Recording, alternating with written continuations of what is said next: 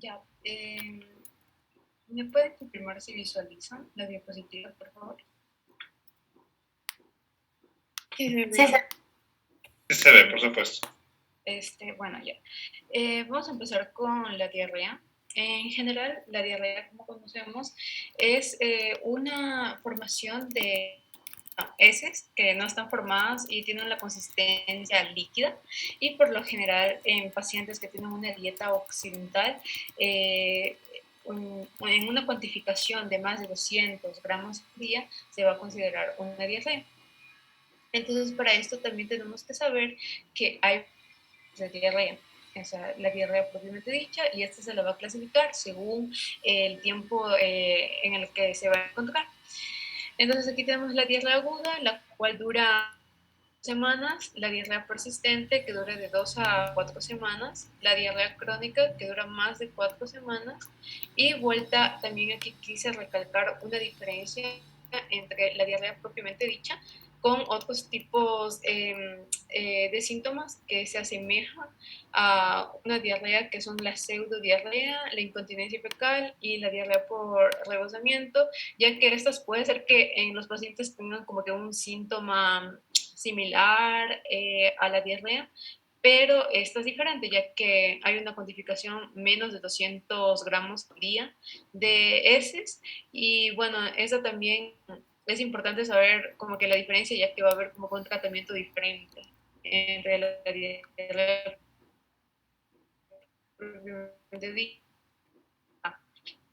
En cuanto a la pseudodiarrea, aquí pacientes que tienen como síntoma una urgencia rectal, también considerada también un tenesmo, es decir, que el paciente tiene la sensación de que no evacuó completamente, entonces ahí tiene como que la necesidad de evacuar de nuevo. Sin embargo, la consistencia y la cuantificación de esta diarrea es como que menor, hace poquitas heces. Y en cuanto a la incontinencia fecal, es cuando el paciente no controla sus esfínteres, es decir, que puede tener algún trastorno a nivel ya sea neuromuscular y a nivel de la anatómica de la región anorrectal. Entonces aquí no puede controlar los esfínteres, y por lo general las heces van a salir en cualquier esfuerzo físico que tenga él. Y en cuanto a la diarrea por rebosamiento, esta por lo general se la va a dar en pacientes que vivan en asilos, especialmente pacientes geriátricos, y como su nombre mismo lo dice, es una diarrea que es como por acumulación, por así decirlo. Entonces, aquí, ¿cómo podemos diferenciarlo? Es mediante la anamnesis, una anamnesis adecuada, y también mediante el examen físico a nivel del recto. Bueno, aquí ahora ya nos vamos a adentrar en cuanto a los tipos de diarrea. Entonces vamos a comenzar con la diarrea aguda.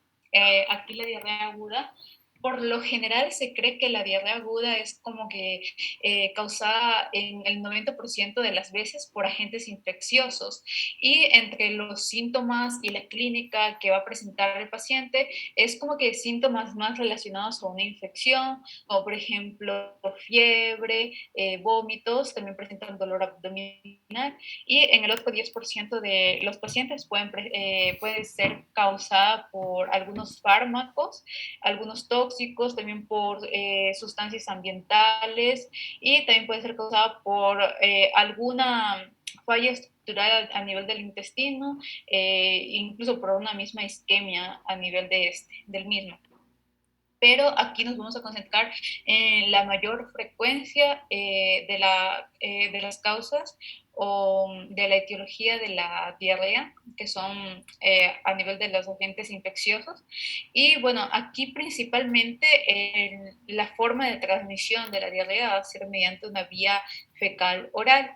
Entonces, por lo general, estas se van a encontrar en frutas que no se encuentran lavadas, alimentos que no se encuentran lavados, en todo este tipo, y por lo general se van a presentar en una mayor incidencia en una población pobre, y también una población que no tenga mucha educación. Y bueno, aquí también me pareció importante mencionar que nosotros tenemos, bueno, como ya sabemos, tenemos en nuestro organismo una flora en nuestro colon, la flora fecal saprófita, y esta va a contar con más de 500 especies que nos van a proteger de cualquier mecanismo patógenos. Sin embargo, nosotros al consumir antibióticos, cualquier tipo de antibióticos, estos van a destruir esta flora saprófita. Entonces, ¿qué va a hacer? Va a hacer que en individuos como que este mecanismo como que de defensa se interrumpa y como que sea más vulnerable a sufrir o a ser oportunista de determinadas bacterias o cualquier tipo de microorganismo que produzca alguna diarrea. Especialmente el Clostridium difficile. Entonces, aquí también, aparte de esto, para que se ocasione como que esta infestación por medio de estos microorganismos, se tiene que interrumpir las defensas inmunitarias y las no inmunitarias. Y estas son ya sea el ácido gástrico, las enzimas, la propia flora saprófita y el peristaltismo intestinal. Entonces, cuando hay un déficit por medio de alguno de estos mecanismos que mencioné anteriormente, es más fácil que estos microorganismos ingresen y causen este tipo de diarreas. Y para saberlo, como que tener un poquito mejor controlado el manejo del tratamiento farmacológico, es importante separarlo por medio de algunos puntos más vulnerables como factores de riesgo que permitan la transmisión de estos microorganismos. Por ejemplo, en pacientes que se hayan reportado en la historia clínica que hayan viajado en algún lugar como, bueno, son lugares endémicos, como por ejemplo América Latina, Asia, África, y estos de aquí por lo general son más vulnerables a sufrir algún tipo de diarrea aguda por Escherichia coli, Campylobacter, Shigella, Aeromonas, Norovirus, Coronavirus, Salmonella. Y en cuanto a los pacientes que han ido, o bueno, se ha reportado en la historia clínica que han ido a Rusia, en pacientes que por lo general suelen ser campistas, suelen salir de campo, suelen ser nadadores, suelen ser exploradores, por lo general si se presentan estos cuadros, esta sintomatología que vimos anteriormente asociada con la diarrea, por lo general debe deberse a que el microorganismo invasor sea Yardia. Y en cuanto a los pacientes que han visitado Nepal, podría ser que se hayan infestado de ciclospora. En cuanto a las personas que han consumido determinados alimentos, por ejemplo, como ya les dije, es una transmisión fecal-oral. Entonces son alimentos poco lavados. Y entonces, en el caso de que pacientes que hayan consumido pollo antes de manifestar esta sintomatología, puede ser que se hayan contagiado, bueno, los hayan invadido algunos microorganismos como Shigella, Salmonella y Campylobacter. En caso de personas que hayan consumido carne cruda molida, sería Escherichia coli. En caso de que hayan consumido arroz frito, calentados, puede ser que estén teniendo el Bacillus cereus. Y en caso de mayonesa, Staphylococcus aureus y Salmonella. Y en caso de huevos, Salmonella. En caso de queso, puede ser Listeria. En caso de mariscos, hepatitis A, Vibrio o Salmonella.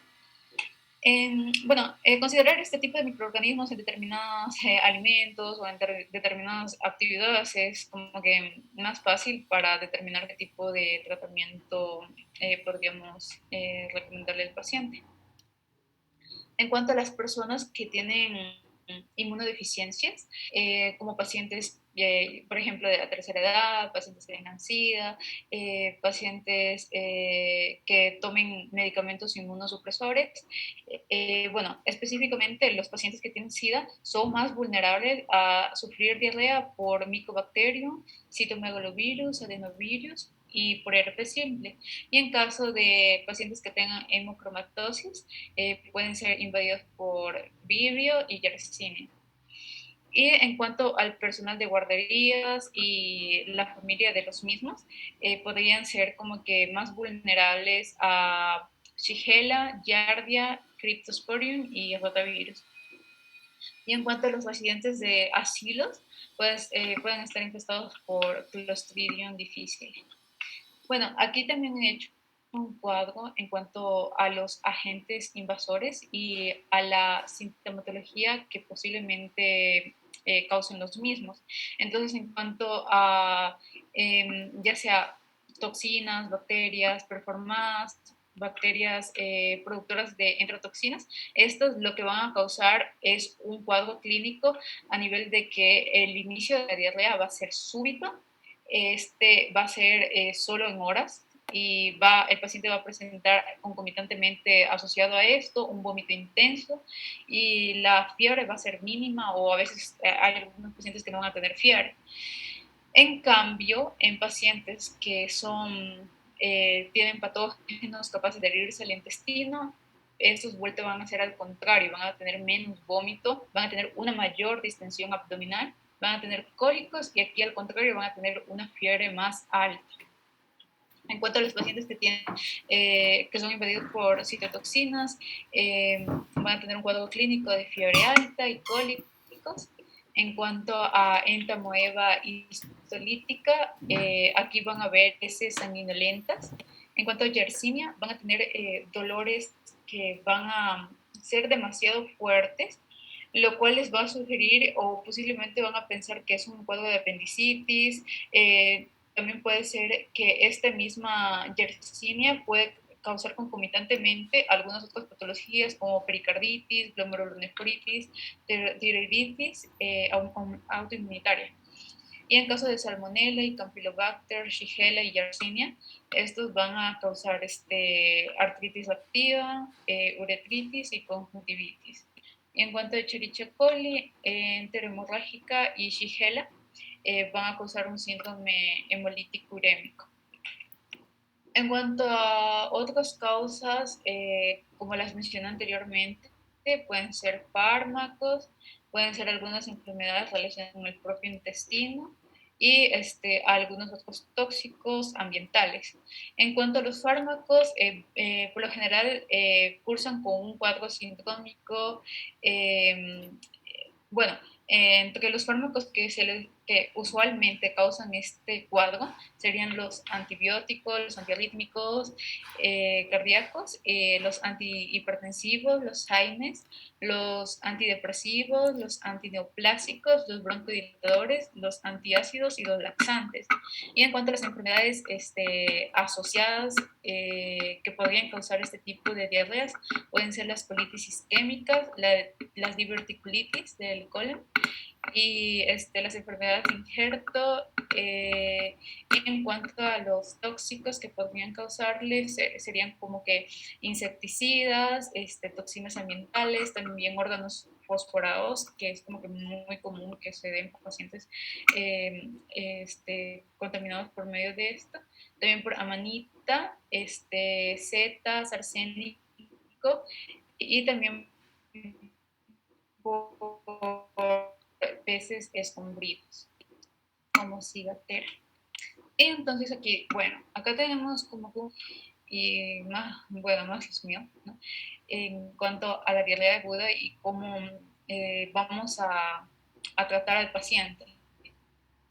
Entonces, aquí primeramente lo que vamos a ir es por medio de una anamnesis y una exploración física, vamos a determinar qué tipo de diarrea es. Entonces, en el caso de que la diarrea posiblemente no sea infecciosa, tenemos que valorarla y tratarla de acuerdo al resultado de los exámenes. En cuanto a la diarrea que posiblemente sea infecciosa, esta se puede clasificar en leve, la cual no va a causar restricciones, en moderada, la cual va a dar una alteración a nivel de las actividades, y la intensa, que va a causar una incapacidad.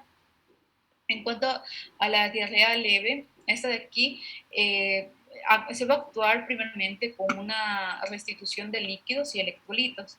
Entonces aquí, luego de aplicar esta restitución de líquidos y electrolitos, se va a ver la evolución del paciente, se lo va a observar, y en caso de que el paciente muestre una resolución, ya pues aquí se aprobaría todo el tratamiento del mismo.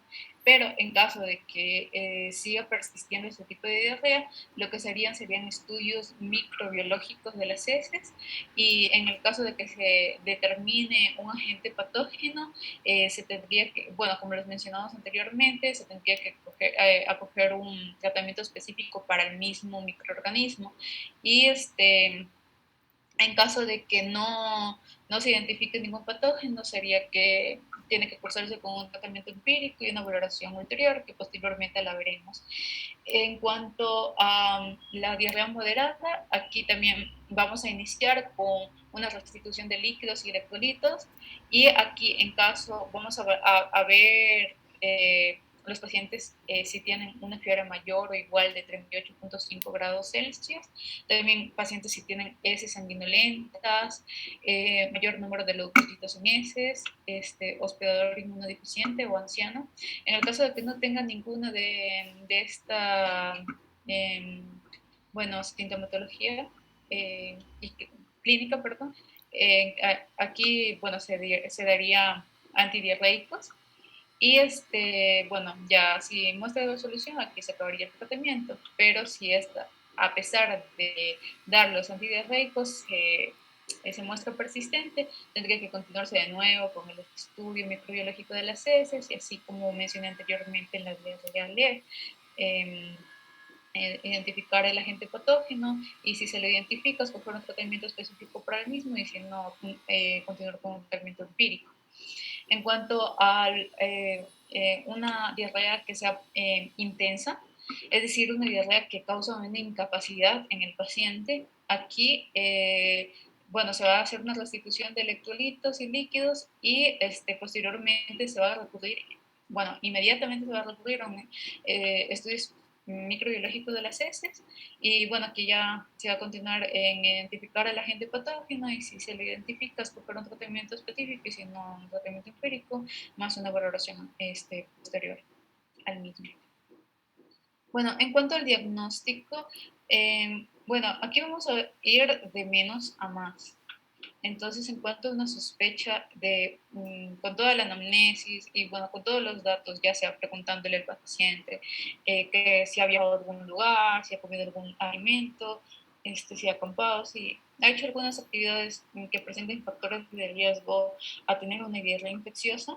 Bueno, aquí lo que se va a hacer primeramente es un análisis microbiológico de las heces, bueno, en base al cuadro también que vimos anteriormente. Luego se va a hacer un cultivo de las bacterias y virus. También se puede hacer un coproparasitario. En caso de que no se identifique por medio de esto, se puede hacer un inmunoanálisis de las toxinas bacterianas. También esto va a servir también para identificar antígenos virales o protozoarios. O también se podría aplicar técnicas de micromatiz génico. Y en caso de que siga persistiendo la diarrea, y bueno, no se identificaría qué es lo que está causando este tipo de diarrea, sería necesario intervenir por medio de, bueno, tratar de identificarla por medio de endoscopía con instrumento flexible, o también podría hacerse una endoscopía del tubo digestivo alto, una colonoscopía o una tomografía computarizada en caso de tener una sospecha de una isquemia a nivel del intestino. Bueno, aquí tenemos el tratamiento, y aquí, bueno, también lo clasifiqué de acuerdo al tipo de diarrea que tenga. En caso de que el paciente tenga una diarrea leve, aquí lo que se haría es un tratamiento a base de líquidos, una reposición de líquidos y de electrolitos. En caso de que sea una diarrea moderada, la cual no tenga fiebre y tampoco tenga sangre, lo que se tratará es con loperamida. En caso de que el paciente no tenga disentería febril, y también se aplicará subsacilato de bismuto. También el paciente no tiene que ser inmunodeprimido. Y en caso de que el paciente tenga una diarrea intensa, tendría que aplicársele soluciones con azúcar y electrolitos. Y en caso de que el paciente, además de la diarrea, tenga una deshidratación intensa, se tendría que intervenir por medio de una hidratación por vía intravenosa. O sea, además de los aportes que se dieron anteriormente. En cuanto al tratamiento empírico que mencionamos anteriormente, está basado por medio de la quinolona, cicloprofloxacino de 500 miligramos cada 2 horas y la duración del tratamiento puede ser entre 3 a 5 días. Perdóneme, es ciprofloxacina o ciprofloxacino no es ciclo, es cipro. Ya, listo, ciprofloxacino. Ya, y en caso, también podría ser el metronidazol de 250 miligramos cada 6 horas por 7 días, en caso de frecuentemente de dosis. Y en cuanto a la antibiótico-terapia, sería usar nitazoxanida en caso de que el paciente presente giardia o cryptosporidium y cicloproflaxino,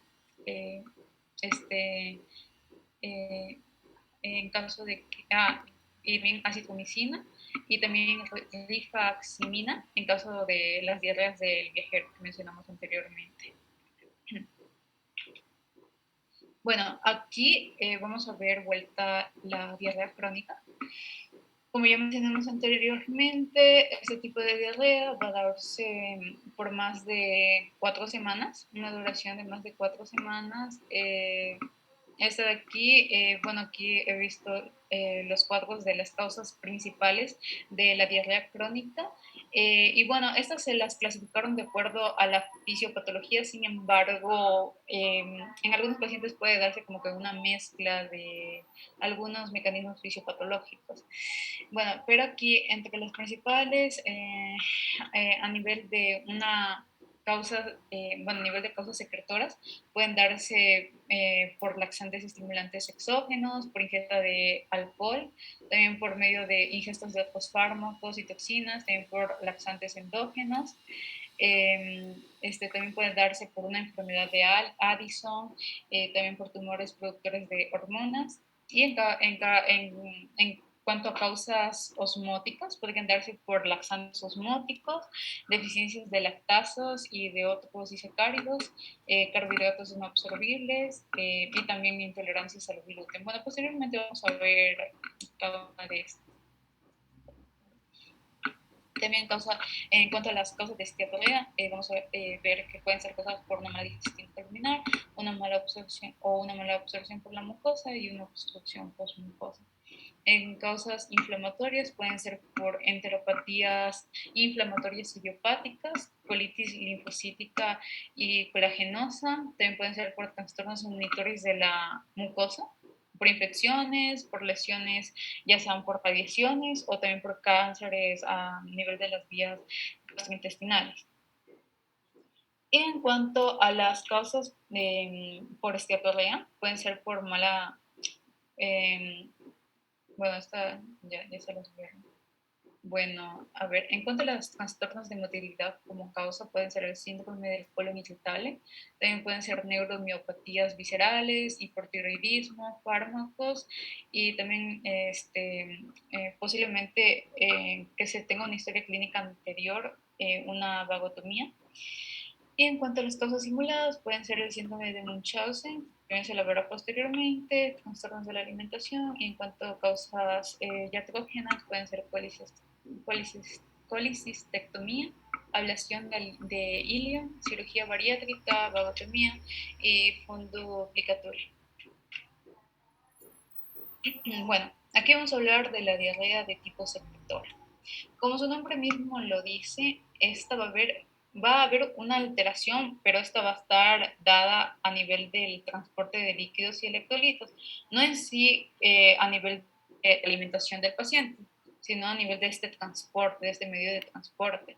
Entonces aquí el paciente, a pesar de que tenga un ayuno prolongado, el paciente va a seguir con la diarrea. O sea, si no se la trata, va a seguir con esta diarrea. Y lo que pueda causar este tipo de diarrea secretora, bueno, lo he dividido según las causas. En cuanto a los fármacos, los posibles fármacos que pueden causar este tipo de diarrea son bloqueadores orales para el receptor de angiotensina, también olmesartán, laxantes, etanol y arsénico. Y en cuanto a la ablación intestinal por enfermedades de la mucosa o fístulas enterocólicas, este tipo de enfermedades van a empeorar con los alimentos, bueno, con determinados alimentos. Y en cuanto a la diarrea secretora idiopática por ácidos biliares, esta de aquí, bueno, es asociada también a las enfermedades de las mucosas o fístulas enterocólicas. Y bueno, esta de aquí puede ser también a nivel genético, lo cual puede haber, bueno, no va a haber una inhibición del factor 19 del crecimiento de fibroblastos. Entonces, lo que va a hacer es que hay una mayor sintetización de ácidos biliares, lo que va a causar este síntoma. Y en cuanto a las hormonas, bueno, aquí sí va a haber como que una diarrea de mayor cantidad, la cual puede ir de 3 litros hasta se ha documentado que ha ido a más, bueno, a 20 litros al día. Y esto puede ser causado por tumores carcinoides, metastásicos del tubo digestivo o bronquiales. También pueden ser en esta puede tener un cuadro clínico en el que va a haber más hiperemia cutánea, va a haber sibilancias, disnea, van a haber lesiones valvulares a nivel de las cavidades derechas del corazón. Y también otras hormonas que podrían causar ese tipo de diarrea secretora serían la serotonina, la histamina y las prostaglandinas. También lo que podría causar son otros problemas como un carcinoma, un tumor neuroendocrino, cólera pancreático, sistema medular de mastitis generalizada y osos colorectal. Tanto a los defectos genéticos a nivel de la absorción, bueno, como es una alteración a nivel de este transporte, entonces puede dar puede ser una hidrorea, que aquí va el transporte del cloro y del bicarbonato. Y bueno, aquí va a haber humedad más alcalina. Y en cuanto a una diarrea congénita, a nivel de cambio de sodio e hidrógeno, y bueno, aquí va a haber como que un ácido. Y es asociada también por la enfermedad, como les en el cuadro anterior. Y esto a la diarrea osmótica, a diferencia de la otra, va a cesar en cuanto a los alimentos debido a la fisiopatología de la misma, que por determinados solutos van a ser muy osmóticos, es decir, que van a como que atraer más líquido del que va a poder medio. Entonces, por eso lo que va a causar como que ese es masa líquida. En cuanto a las causas de este tipo de diarrea osmótica, van a ser laxantes osmóticos, como antiácidos de magnesio. Entonces, por eso también se ha calculado una fórmula, sin embargo, como que no es muy efectiva cuantificar por medio de esta fórmula, porque la flora saprófita va como que a degradar las glucosas, entonces va a dar como un valor más alto de osmolaridad. Ya, pero aquí está, por si acaso, mayor de 50 sobre kilogramo, menos 2 por el sol, la concentración de... Ya. Bueno, eso tiene más de 50 mil. Y en cuanto a las causas que son la mala absorción de los bicarbonatos, pueden estar la deficiencia, y bueno, aquí vienen como que los pacientes que tienen estas intolerancias a determinados alimentos, también intolerancias los pacientes que aquí una intolerancia a nivel del cual no va a ser celíaca, es decir, propiamente dicha del intestino. Y también las causas esteatoreicas, es decir, ese es una cuantificación de grasa que va a ser más de 7 gramos de grasa sin él. Entonces esta va a ser por una mala absorción, lo que va a causar una nutrición del paciente. Lo que tenemos que hacer prácticamente es darle vitaminas, aminoácidos y nutrientes, ya que va a haber de los mismos.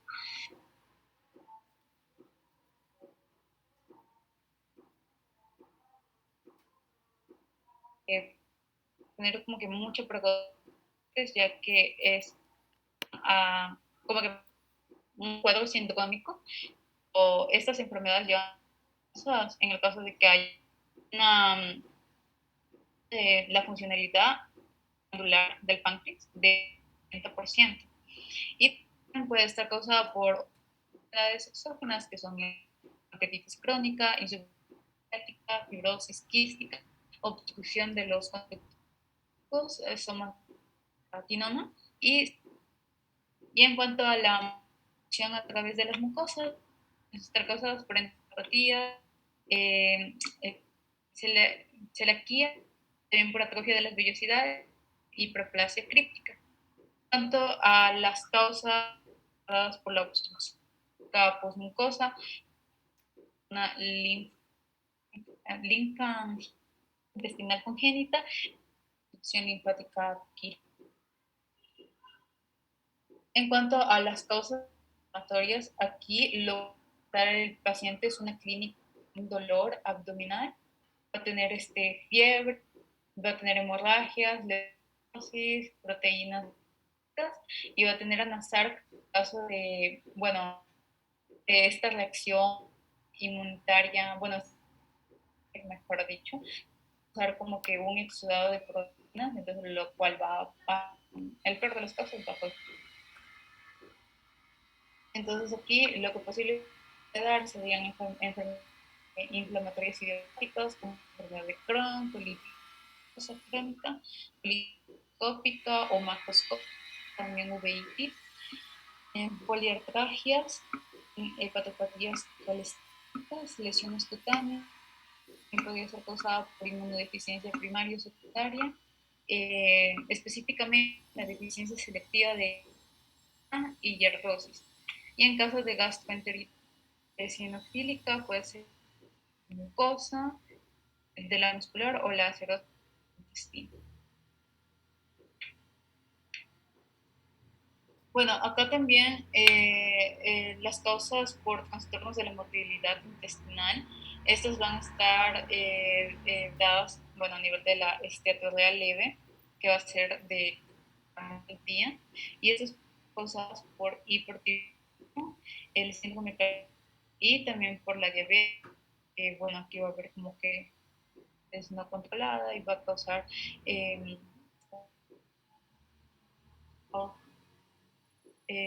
autogénera, también puede ser neurológico, pero esto lo que va a causar es una diarrea a nivel del trastorno de la motilidad intestinal, es decir, que va a haber una mayores peristaltismos de lo mismo. Y en cuanto a la simulada, aquí está el Chauce, varios tipos en los que van a haber pacientes, puede ser una autolesión ellos mismos, es decir, que mismos van a ocasionar propia diarrea o o algún tipo de alimentos que produzcan lo mismo. Y también tenemos que identificar a ese tipo de pacientes que toman este tipo de laxantes por medio de que tengan un trastorno alimenticio. En pacientes, perdón, cuento, síntomas de otra persona, ellos como que los reflejan, es como un síndrome, los pacientes mienten,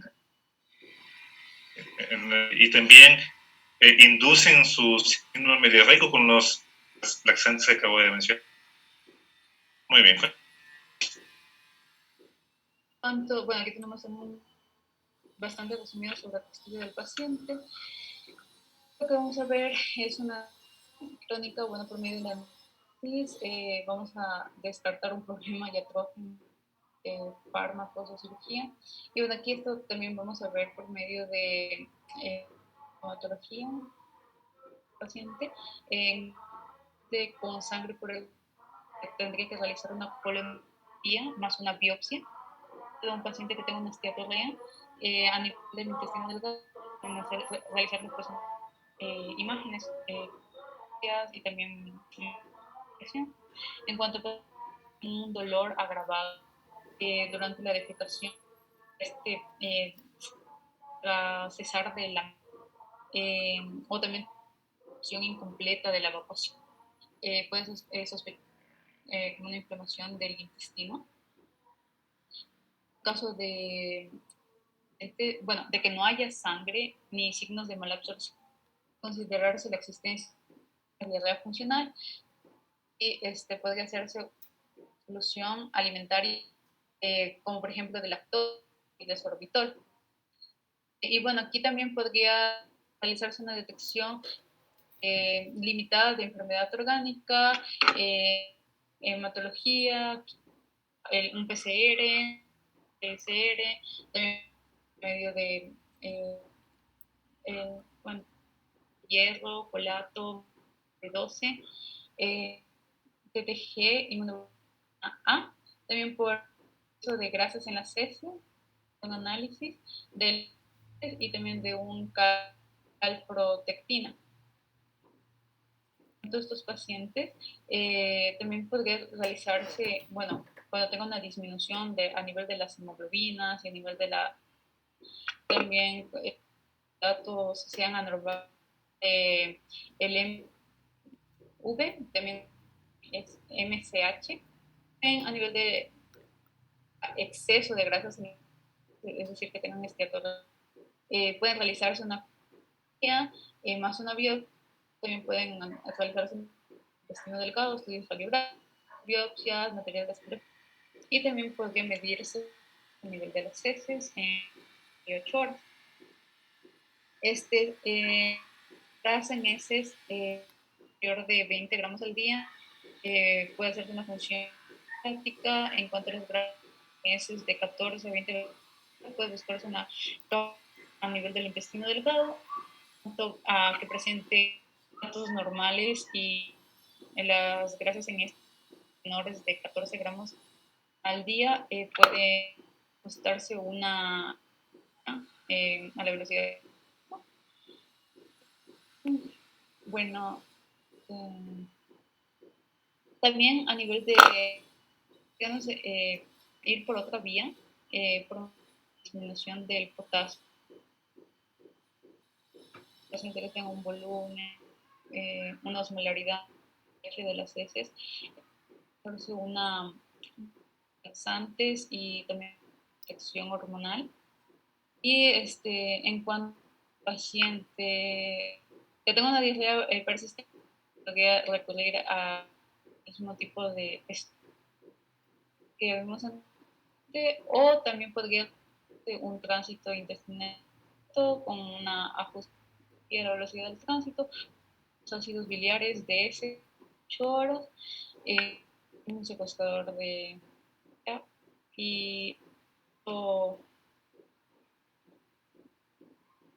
el tratamiento también es dividido en este cuadro los tipos de diarrea, el tratamiento. Entonces, a una diarrea que sea lo que vamos a tratar es como PIAS, nifenoxilasa, loperamida, una diarrea grave, bloqueo proteína o y en cuanto a una diarrea posiblemente porque trazimidina, tanto a una inflamación del intestino, puede estar tratado por mecanismos del receptor de 5-HT y también de antibióticos no absorbibles, también de rifaximirina o de carolina. Y los que tengan esteatolea van a debido a nutricionales de los mismos por vitaminas liposolubles. Y estos tipos de diarrea tiene que haber una restitución de electrolitos además de tratamientos. Ya. Muy bien, muy bien, muy entendible y es un poco extenso, lo resumió muy preciso. Muy bien, le felicito. Los 19 de carreras vamos a tomar en cuenta anuales, ¿sí? Cuando se de preparar. ¿Estamos? A continuación, ¿qué tiene la absorción? Sí, doctor. Ya, capítulo 20 de este tema de la... ¿ya? Este tema de Reico y mala absorción y posteriormente voy a hacer una síntesis de toda la presentación que voy a poner. Pero vamos por la mala absorción. ¿Sí? Comienza, por favor, Lisette. Gracias.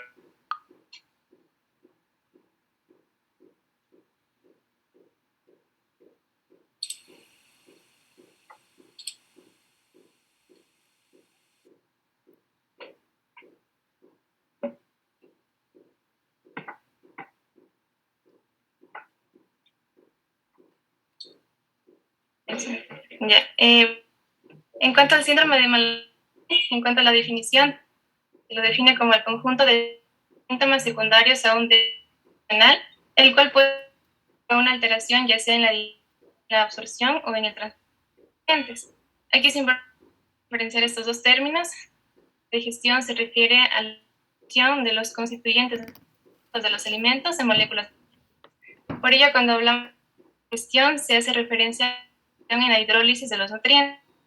La absorción se refiere de estas moléculas al epitelio, ya sea por mecanismos pasivos específicos. La absorción se refiere a una absorción mucosa de estos nutrientes. Estos procesos de están constituidos también entre... Tenemos primero la fase en la que básicamente las gástricas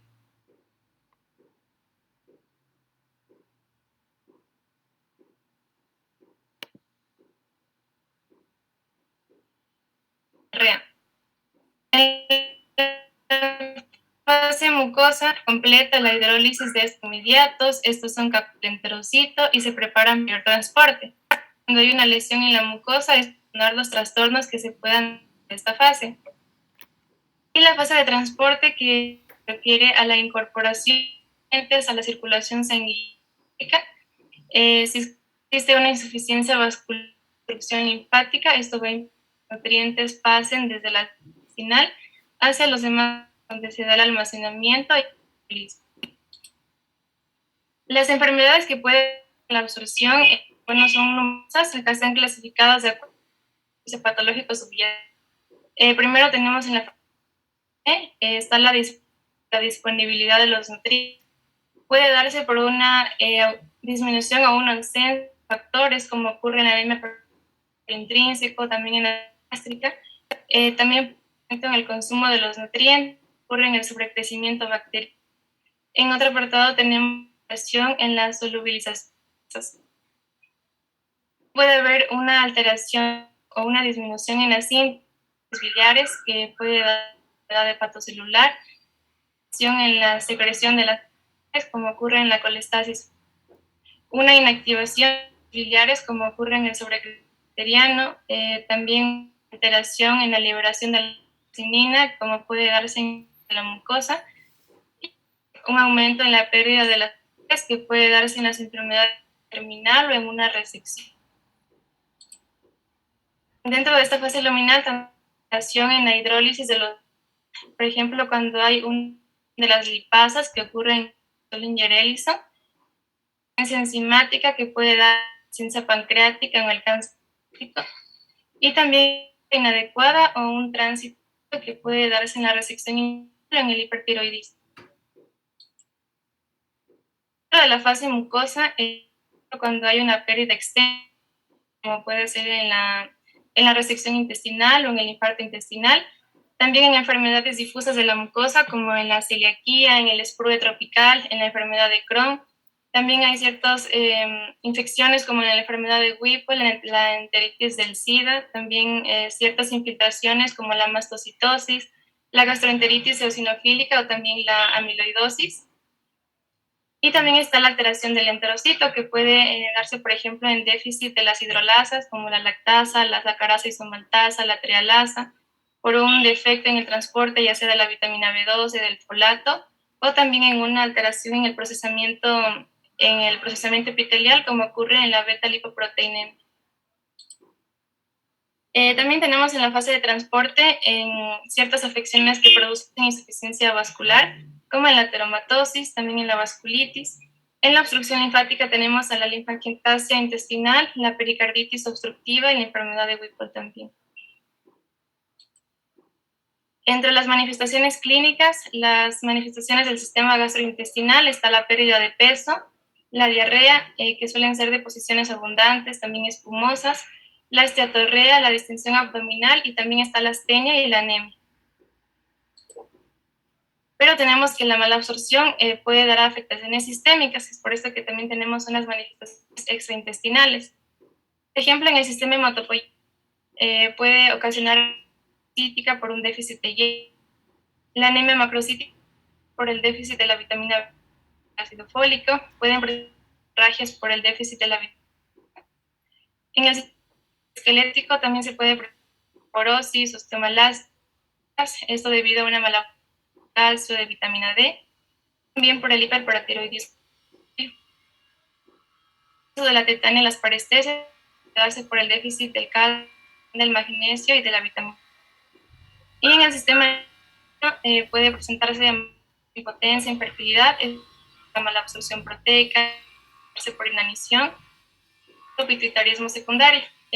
También está el retraso, el infantilismo, estar asociado a una mala absorción durante la infancia y adolescencia. Y al hiperparatiroidismo que está asociado a un déficit prolongado tanto de la vitamina como del calcio. También tenemos manifestaciones en la piel y en las mucosas. Aquí pueden presentar espontáneos, equimos, debido al déficit de la vitamina C. Está la glositis, la estomatitis, que se dan por la deficiencia de la vitamina complejo B. Tenemos itis hiperpigmentada, que está el déficit de la niacina. Y también está esta manifestación del palillo de tambor, que ya son una manifestación de bastante grave. El sistema nervioso tenemos la atalmía o la ceguera nocturna, deberse a un déficit de vitamina A.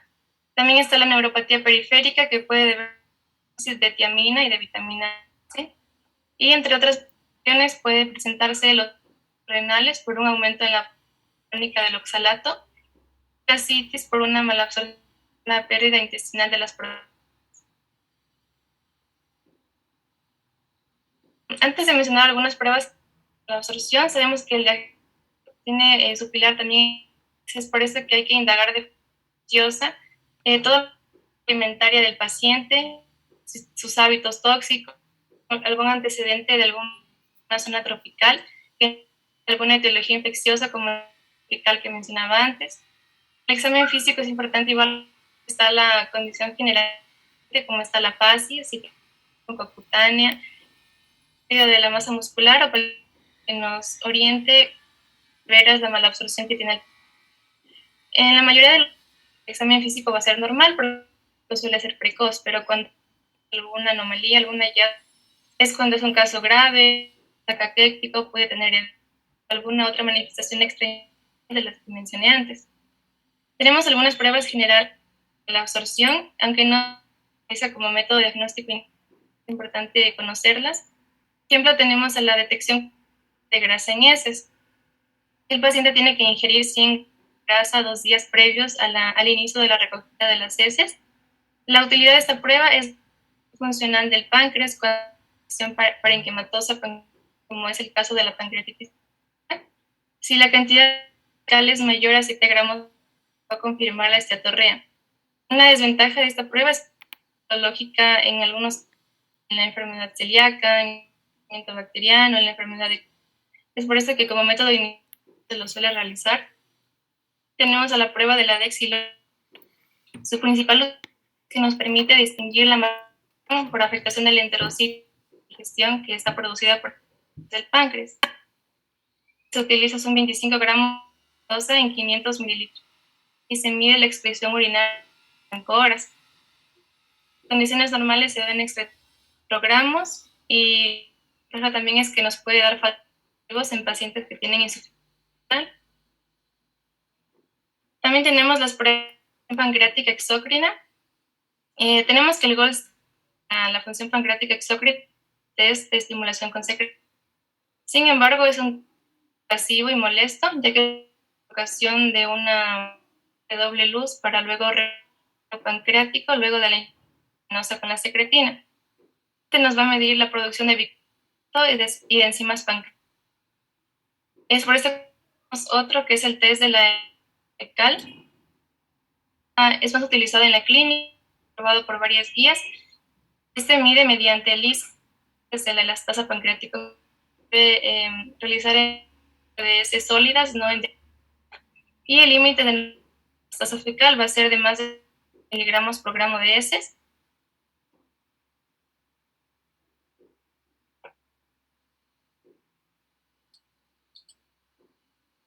También tenemos la biopsia del intestino delgado. Tenemos indicaciones para realizar.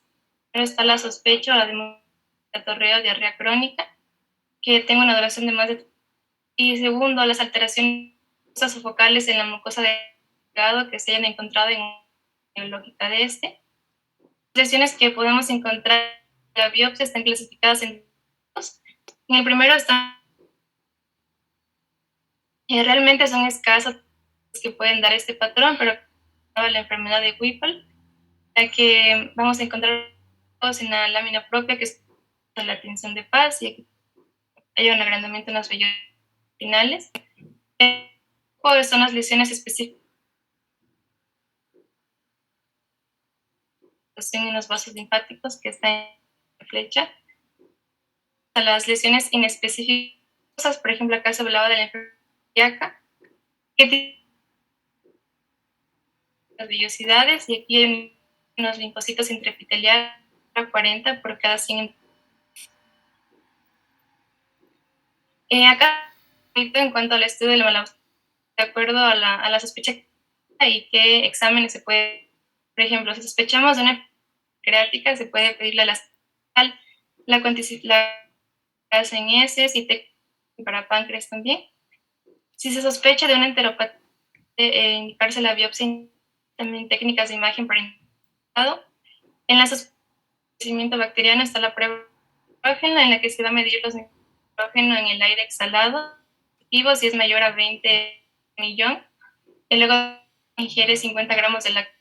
Está la medición de la axilosis, y si se sospecha rápido están las técnicas de intestino delgado y también las pruebas específicas de malabsorción. En cuanto al tratamiento que va a ser, tenemos algunas medidas generales. Por ejemplo, evitar más al día de bebidas que contengan en pacientes que tienen muy rápido, se deben evitar azucaradas. Pacientes con diarrea grave que hidratación o anomalías deben recibir también una hidratación oral. En cuanto a la reposición de los nutrientes, se recomiendan las vitaminas solubles como el calcitriol, el vitamina D, el toxinato de D-alfa glicolmil. Los micronutrientes están los suplementos, el calcio que se lo debe administrar, vitamina D, el magnesio, el hierro que igual debe ser, así se debe cuidar la dosis. Sabemos que igual en altos niveles tóxico, el ácido, la vitamina B12 es una dosis mínima de 5, porque hay algunos en dosis demasiado suficientes, de acuerdo a la patología del paciente. Por ejemplo, si tiene enfermedad de Crohn, a niveles de esos preparados no suficientes. Y también está el zinc.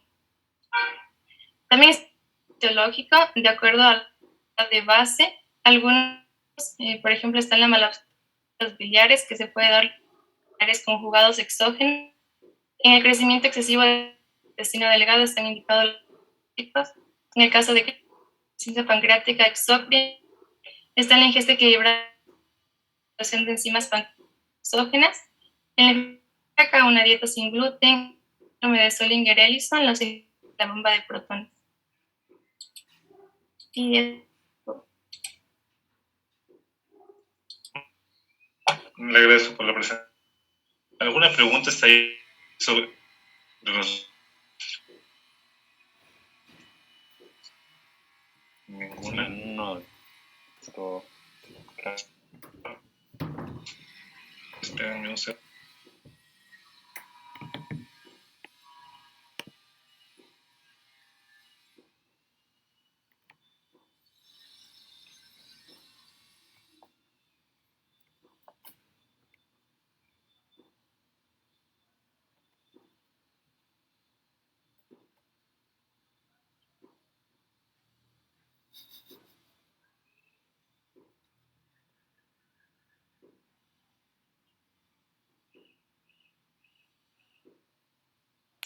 Muy bien, hasta la clase de hoy.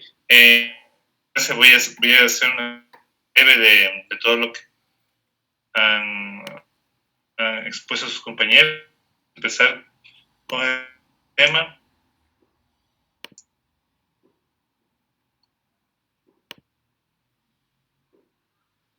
¿Quién tiene?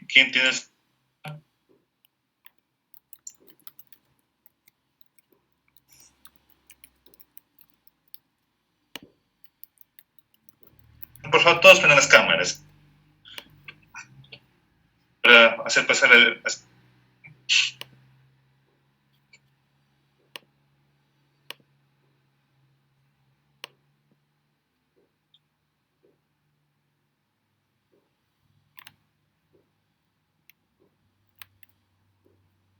Ya, muy bien, gracias. El siguiente tema, ¿a quién le toca exponer?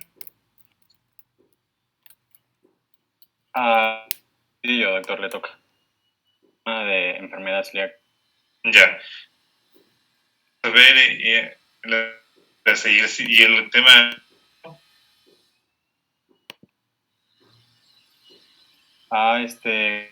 Salomé de Reyes le toca de crónico. Sí, bueno, los que podemos ver es bonito, ¿sí? Pero al final sí lo vamos a avanzar a ver. Por si acaso, la compañía que le toca estreñimiento, que otro que